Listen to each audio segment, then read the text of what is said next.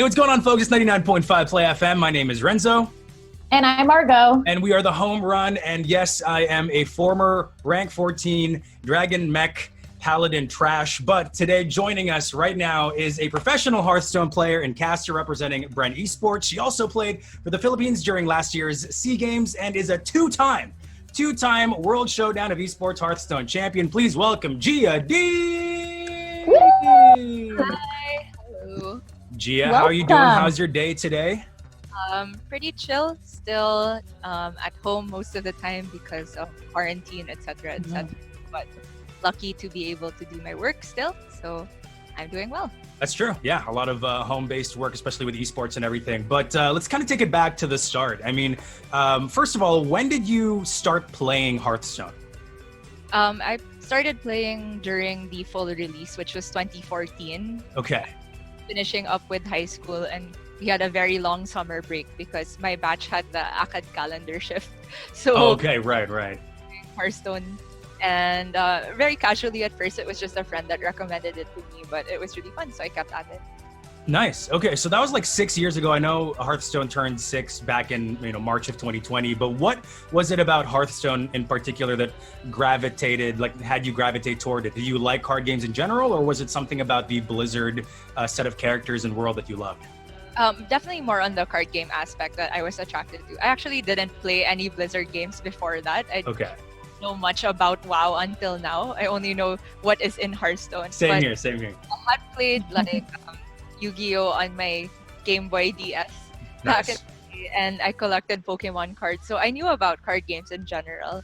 And I've never been good at games that require high APM, so I prefer this. That's true. And for those of you who don't know, APM means actions per minute. A little tidbit there. It's usually games that are heavy on clicking and pressing buttons like StarCraft or any RTS games like that. So card games are kind of more your speed, and that's really cool. Yeah, and JIA, as we are a radio station, of course, we love music. So if you could create your own soundtrack to Hearthstone, name 3 songs that have to be on it. Yeah, or like songs that you listen to while playing. Yeah, that too. Honestly, I really like to listen to K-pop, but let's go. Nice. I don't think my taste in music fits Hearthstone because the whole aesthetic is like my green screen background. It's like taverns, tavern. It's more like the song The Witcher that I would feel like with Hearthstone when the bard is singing that type of thing. Right. So do you listen to do you have any music playing in the background usually when you play, or do you just rely on the good old trusty Hearthstone tavern background music when you're playing? I actually do listen to game music when I'm playing, and I think I'm in the small minority for this. Most of my friends who are also pro players are very sick of hearing it, as in sawang-sawa na sila the Hearthstone soundtrack. But I do listen to game music.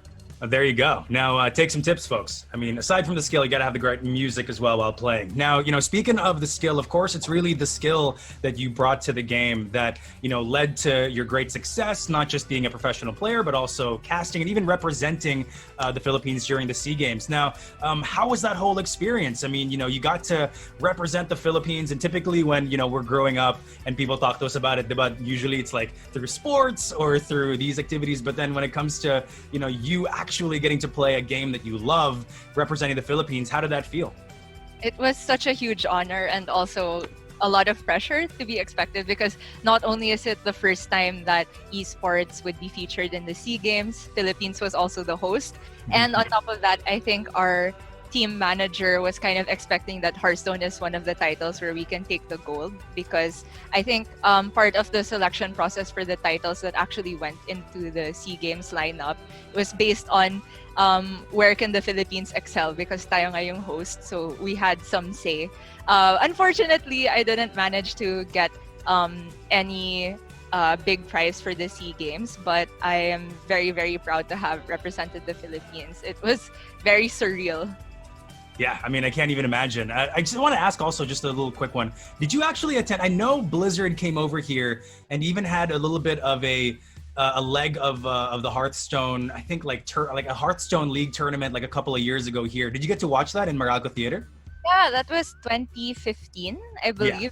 I actually wasn't even a competitive player yet at the time, but I was playing the game casually. So I asked a friend of mine if they wanted to watch with me, so we watched together. And there I saw Chalk, who Yeah. later on became my friend and also our team coach for the SEA Games. So it is a very tight knit community, and I was a fan before I was a player. Yeah, that was so much fun. Like the audio, like the auditorium wasn't even that packed, but the people that were there, they were screaming every time there was a sick top deck. There, you know, there was just it was just so much fun, and it was a great event all around. But yeah, go ahead, Margot. I even remember Yeah. lobby areas, they had food named Themed for Hearthstone. parang may balira Oh, sa- cute. something like that. It was so great. Yeah, it was super cute. And so, being a woman in a male-dominated sport, what challenges have you faced so far, and how have you kind of gotten past them? Okay, so probably the most frequent and annoying thing you get if you're a woman in esports is like, because nearly all of our broadcasts are online, right? So there's gonna be a live chat going on, whether it's on Twitch or YouTube, etc. And there are tons of trolls in those chats. Yeah. I don't know if it's 12-year-olds or just older people that are 12 on the inside, The but edgelords. yeah, they will make a lot of disparaging comments towards women. And most of the time, the moderation is good enough that they get banned right away. But I don't think any woman in esports is immune to seeing those things. And yeah, it gets very annoying. The issue is still prevalent to today. But I will say that in person, when I attend LAN events, I've never been disrespected because of my sex. And I am very grateful for that. It's most of the verbal abuse really just comes from people that are hiding in anonymity. True. Yeah. Cowards. Exactly. And you know, you're clearly in a very unique line of work that our listeners would love to know more about. So can you tell us more about what it takes to be a caster, how you prepare, and participating in the competition? What is that all like for you? Right, so primarily I consider myself more of a commentator than a pro player at the moment. Like, I have competed, and I did compete quite a lot last year and in 2018, but for 2020 I wanted to focus mostly on commentary because I was offered a position, a consistent position to cast for Hearthstone Grandmasters, and we're live every weekend, so that's my work right now. To become a good caster, number one, you have to be very good at the game. In Hearthstone in particular, I think you need to be in the really, really upper echelons, because compared to other games, let's say like a fighting game, you can be able to cast that even though you can't necessarily execute all the moves that the pro players can, as long as you understand what's going on and you can deliver time. With Hearthstone, the game is very like cerebral. There's not much action. If you just dictate, oh, player A played card B, then the audience can already see what's going on. You're not adding any value. So with Hearthstone, you need to be able to tell the audience what are the players thinking. And in order to know that, you have to be practicing a lot. But with any game, of course, if you want to cast it, you better make sure that you're bringing some knowledge that the audience wouldn't already know. Number two, kailangan madaldal. On your feet. I mean, very similar to you guys' jobs, right? Energy and being confident in sending forth your opinions. And I guess more on the like technical aspects, you should also have a relatively good setup. Like, as you can see, I have my green screen behind me, Nice. in front of me, and a good quality headset, because the viewers will be very discriminating. They care about the production quality, and they're already very used to seeing very high level esports. Yeah, that's true. And I mean, like, speaking from experience, Margot, I mean, I am just barely a rank 14 player, and you know, I've watched tournaments before, and these casters, and you know, you like you, JIA, they have this ability to think 10 steps ahead. Like, as soon as they see a top deck or a card draw, they're like, oh, they can play this to counter this card that's in the enemy's hand. Like, and if this enemy draws this card, then they can count. It's super. It's such a all fun. the possibilities. Yeah. And so like, I did also want to ask, like, do you have to kind of prepare ahead to the point where you study the players', you know, decks and what they're going to bring to the table? Is that kind of part of your preparation? Yeah, absolutely. For Hearthstone Grandmasters, for example, so we go live Friday, Saturday, Sunday, but our work week as casters is 5 days a week, because on Thursday we take a couple hours to, or even more, to prepare as casters, like, because we can see the players' deck list before they play it online. They have to submit a day before. So we are testing the deck list. If we see anything unusual, we don't want to go on broadcast and say like, oh, that's the first time I've seen that before. Like, we have a day to prepare. So we play against each other to figure out why the player is including this card or that card, what's their strategy. And on Mondays, we do like content creation. So it's really like a full-time job. Yeah, and that's why they do what they do, folks, and that's why they do it well. I did also want to ask, as a player, not as a caster, when you kind of hit the ladder, or when you play casuals, or when you're participating in tournaments, do you have any, pre-game rituals? Do you prepare in any way, or do you kind of just hit play and let the rank gods take over and pray to RNGesus? Yeah, I'm pretty boring. I don't have any superstition or ritual that I do. I just like to make sure that I haven't, if it's a big tournament where I'm going to be on stage, I don't want to have eaten too close to the time that I'll be on stream, because I get nervous. And if I've just eaten before that, I get gassy. It's not, I don't like being bloated. So that's all. Yeah, that's completely that would be embarrassing. Yeah. I think you share that same pregame ritual with me and Margot as well. Like everyone, yeah, everyone as well. So anyone. Let's talk about the game for a bit, and how you prefer to play it. Now, if I did want to ask this, if there is one meta of Hearthstone that you could go back to, compared to now, just from how fun it was and how much you enjoyed it. Not to say that this one isn't fun, but yeah, if you could just go back to one, what would it be? Well, this might be some bias involved, but from the very first WSOE that I won, I really, really enjoyed that meta. There was Cube Lock, there was Dragon Combo Priest, there was Death Rattle Hunter. And there was also a good balance of aggressive decks, Odd Rogue and Odd Paladin. I missed the Bakugan meta, or at least the very end of it, because those two cards got rotated to Hall of Fame quite early. Right. And it sucks to kind of see that, because you build your decks and you get so used to them, and then suddenly everything gets switched around, and you have to kind of switch things up again. I personally was in love with the BlackRock meta, like the dragon. When they introduced dragons, it was so much fun. Did you enjoy that one? Yeah. You're an OG. I think that. Yeah. I mean, Hearthstone career path was more like casual player 2014, hardly played 2015, 2016. Started playing again and got really into it. So around 2015, you were probably playing even more than I was. But I still remember like Blackwing Corruptor, the 5/4 that deals 3. Yeah. Oh my gosh, that was a staple. But then, I also probably lost a lot more than you did. Just to get that out there. Now, what do you think the future of esports and Hearthstone in the Philippines holds? I mean, what about the growth of Filipino esports are you most excited about now?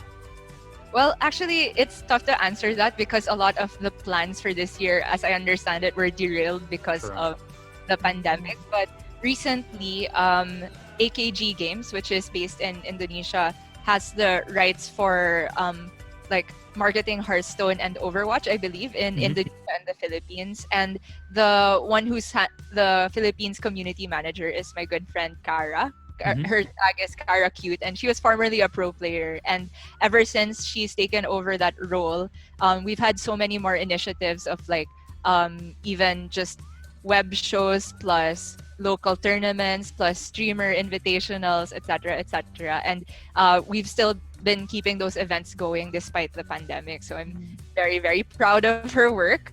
And I hope that once everything goes back to normal, we can have those events, but in LAN form, so everybody can actually see each other and feel the community. Because I think the atmosphere and the friendliness of going to LAN events is a big reason of why I got hooked as well. Yeah, and for those of you who don't know, LAN means local area network, and these are tournaments that are played in person as opposed to online tournaments where you kind of can play them from the safety of your own home. I've actually been to one years ago. Nice. Billy of the Bonus Stage is a host, and he was casting one, I think, or commentating. Is that a word? Yeah. And I was like, okay, no clue what this is, but I want to support. So there you go. But I do want to ask, what's your coolest memory as a competitor? What would you say your top memory is that you really hold dear to you? It's actually not so much related to competing itself, but I remember because in 2017, 2018, we had the Hearthstone Championship Tour as the main esports system for Hearthstone. So there would be LAN events in all sorts of different countries. And at the time, I was kind of one of the go-to Asia Pacific casters. So I got to travel to Korea, Japan, Taiwan, all within the space of a year. And they had like a short docu-series that Blizzard was doing.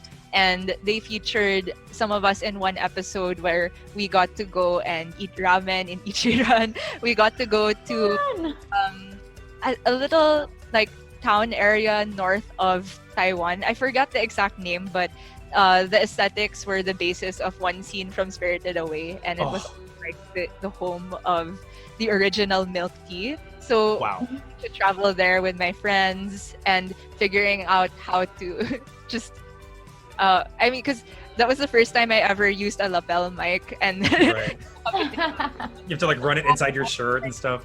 Yeah, and I felt so legit because of that. A celebrity of some sort. That's one of my favorite memories. Dude, you got to eat Ichiran because you're a Hearthstone pro and caster. That's awesome. Like that's how I know I'd have made it. So I know dreams can come true, kids. Yeah, as soon as I get paid to eat Ichiran, that's when I know I've made it. Okay, so we have just a couple more questions before we let you go. This one last one, though, is, coming from me personally, what do you think is the most broken card of all time? All time? I know it's rough. I know there are a lot of cards out there, but let's say like in current rotation and in Hall of Fame. Okay, current rotation puzzle box of Yogg-Saron. Oh my god, I don't know why that card has not been removed yet. What does it do again? 10 mana, cast 10 random spells. It's a main card. And there are decks that are built around just abusing that effect, but it has such a huge variance. I really, really hate that. And so, to keep with the theme, I'm just gonna say the most broken card ever is Yogg-Saron himself. Oh, I was gonna say, dude, he's so much fun though. Like, I just like playing him at the end. Even if I know I'm gonna lose, I tell my friends like, please just let me play Yogg. Please just let me play Yogg and let's see what happens. But have you had experiences with him before? Oh, for sure, on ladder, numerous experiences. But thankfully, by the time I was competing in LANs, that card was already out of standard. So yeah, there you go. You heard him. You heard her, Yogg-Saron. Get out of meta. All right, what are you doing here? Gia, thank you so much for hanging out with the Home Run. This has been so much fun. Now, before we let you go, can you tell everybody watching where they can follow you online and where and when they can catch you casting for Hearthstone Grandmasters? Yeah, thank you so much for having me. To anybody that wants to follow me on Twitter, I am at JIA DEE _ because JIA _D was taken. On Facebook at JIA DEE Gaming and Instagram at JIA Casts. They're all different, which is very annoying.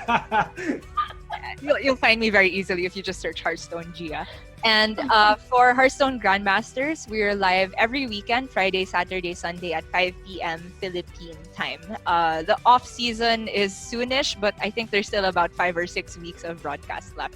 So you can watch on YouTube at Hearthstone Esports. All right. Thank you very much, Gia. Again, folks, my name is Renzo. And I'm Margo. And this is the Home Run of 99.5 Play FM.